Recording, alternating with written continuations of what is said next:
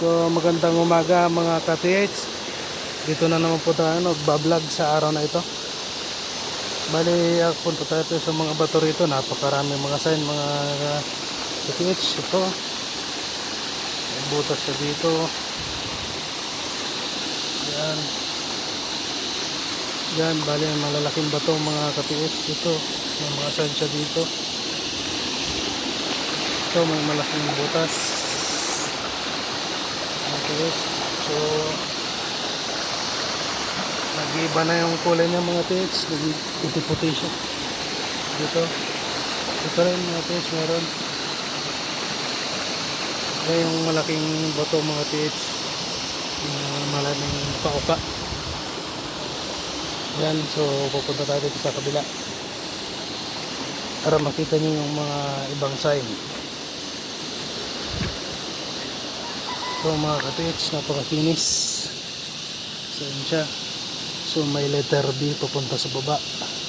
Katuro siya doon. Turo siya doon. Tapos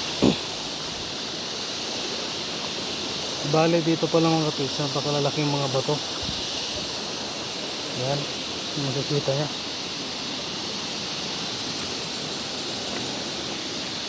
Doon sa baba ron, doon yung bagsakan ng tubig. Lipat tayo sa kabila mga ka-TH. So ito mga ka-TH, meron na naman dito napakalaking sign, butas. Siguro nung unang panahon dito naglagay yung mga Hapon, sinaunang Hapon.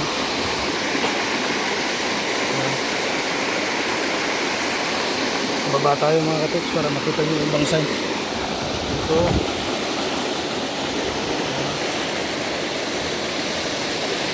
daanan ng tubig. Ito wala doon mga ka-TH, yung bagsakan ng tubig.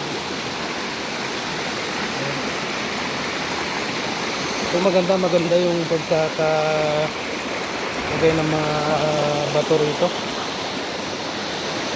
Ayan. Ito mga ka-TH, meron dito. Ayan. Ayan. Ito bali nasaraduhan na siya ng bato mga ka-TH.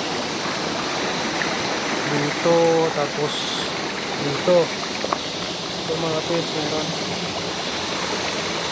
Ito di baling